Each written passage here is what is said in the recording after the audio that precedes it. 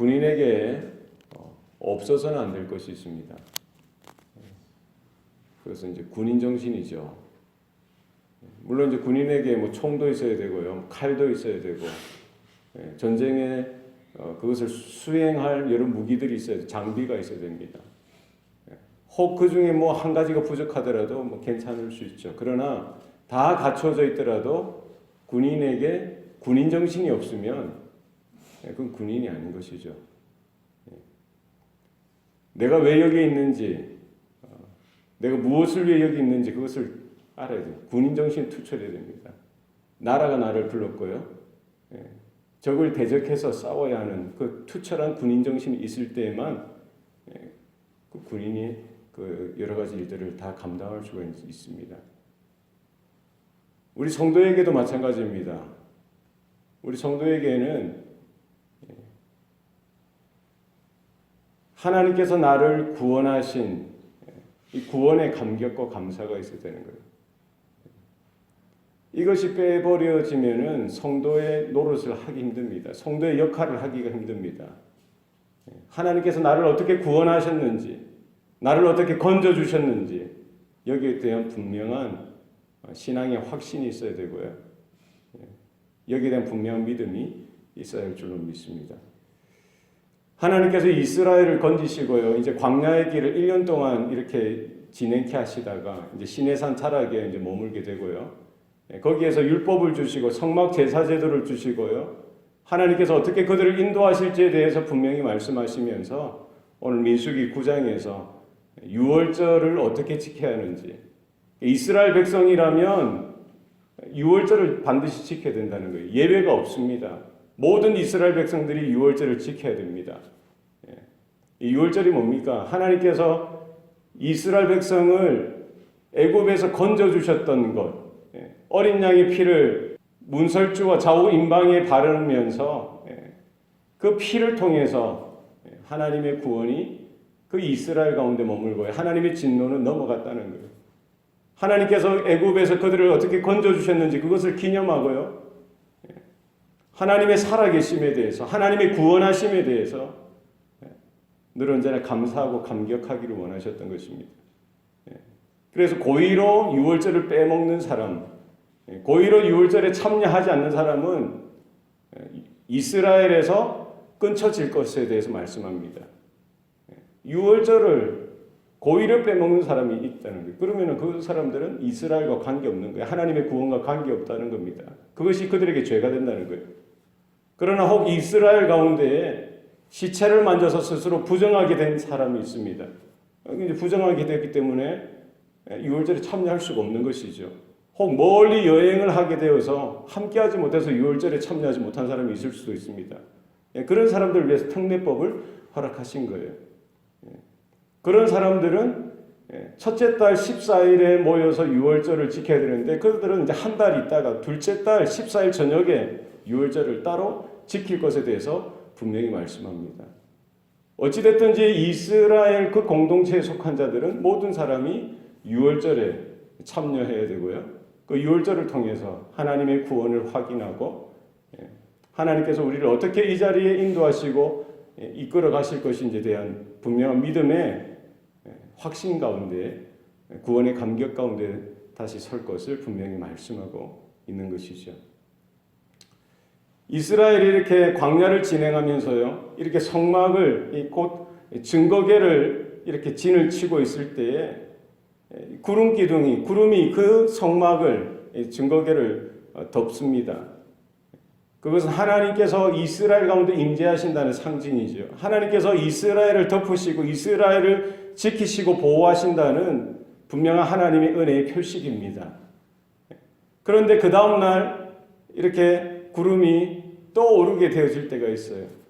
밤새도록 구름이 이스라엘 그 증거궤를 덮고요, 이스라엘 진을 덮고 있다가 그 밤새 동안 기둥이 나타나서 이스라엘 가운데 함께 하시다가 아침이든 낮이든 언제든지 구름 기둥이 떠오를 때가 있습니다. 구름이 떠오를 때가 있어요. 그때는 이스라엘의 모든 진을 걷고 장막을 걷고 성막을 걷어서 하나님께서 인도하시는 대로 구름 기둥이 움직이는 데를 따라서 이렇게 행진을 할 것을 명하고 있는 것이죠. 그래서 구름 기둥이 움직이면은요, 이스라엘이 그 구름 기둥을 따라서 하나님의 인도하심을 따라서 행진해야 되는 거예요. 구름 기둥이 머무는 곳에 그들은 진을 쳐서 또 그 자리에 머무는 것입니다. 이틀이든 한 달이든 1년이든 구름 기둥이 떠나지 아니하고 그 자리에 머물면은 그 자리에 머무는 것입니다. 그러나 언제든지 구름 기둥이 일어나서 이렇게 움직이면은 이스라엘은 또 하나님의 명령을 쫓아서 하나님의 말씀을 쫓아서 이렇게 행진하고 나가야 했던 것. 그것이 바로 이스라엘의 광야의 인생길이고 광야의 삶이었던 것입니다. 우리의 성도의 삶도 마찬가지입니다. 우리 예수 믿기 전에 하나님의 자녀가 되기 전에는 우리가 자행자재하죠. 내가 원하는 대로, 내가 하고 싶은 대로 살아가지만 예수 믿고 나서 하나님의 자녀가 되고 하나님의 백성이 되고 난 이후의 삶은 내 의지나 내 뜻이 아니라 하나님의 뜻을 쫓아서 하나님의 말씀을 쫓아서 살아가는 삶인 것입니다. 성령께서 우리 성도된 주님의 몸된 교회의 모든 지체들을 하나하나 가르치시고 인도하심, 이게 성령의 인도하심을 쫓아서 우리는 살아가야 하는 줄로 믿습니다. 말씀이 가는 곳까지 우리가 가고요. 말씀이 서면은 서는 거예요. 하나님께서 우리에게 말씀하시면 그 진리의 말씀을 쫓아서 걸어가고 순종하고 주님과 함께하는 삶이 있어야 할 줄로 믿습니다. 이스라엘 가운데 그 광야의 삶이 퍽퍽하고요. 때로는 고단하고 힘들고 어렵지만 보다 중요한 놓치지 말아야 될 것은 하나님께서 그들 가운데 임재하신다는 겁니다. 그들을 보호하시고 지키신다는 겁니다. 성도의 삶 가운데 가장 큰 특권은 뭡니까? 하나님의 임재를 우리는 늘 언제나 체험할 수 있고 그 임재의 복, 하나님께서 임하시고 지키시는 복이, 은혜가 우리 모든 성도의 삶 가운데 있는 줄로 믿습니다. 우리 성도의 삶은 한 걸음 한 걸음 주님과 동행하고 주님을 쫓아서 주님의 이끄심을 쫓아서 그 길이 어디든지 아무리 삭막하고 험악한 광야일지라도 믿음으로 순종하여 주님이 걸어가신 그 길, 주님이 이끄시는 그 길, 말씀이 우리를 이끄시는 그 길을 쫓아서 믿음으로 순종하여 걸어가는 저와 여러분의 삶이 되어야 할 줄로 믿습니다. 분명한 것은 이 구원의 확신, 구원의 감사, 감격, 이것이 날마다 회복을 얻어야 합니다. 이것이 없으면은 광야의 인생길 가운데 우리의 믿음으로 걸어가기가 힘들다는 거예요.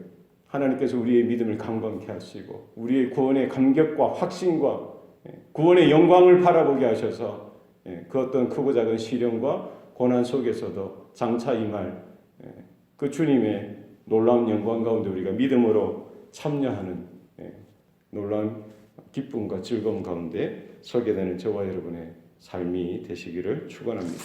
기도하시겠습니다. 살아계신 아버지 하나님, 오늘도 우리에게 구원을 베풀어 주시고 광야의 인생길 가운데 또 더 큰 믿음을 허락하여 주셔서 또 주님의 이끄심을 쫓아서 주님의 인도하심을 따라서 또 믿음으로 걸어가게 하시니 감사합니다. 하나님의 영광이 이스라엘 그 성막 증거계 위에 그 안에 임하였듯이 하나님의 우리가 예배하는 이 자리 가운데에 또 주님의 성전된 우리의 지체들, 우리의 몸 가운데, 우리의 심령 가운데 하나님의 임재가 있는 줄로 믿습니다.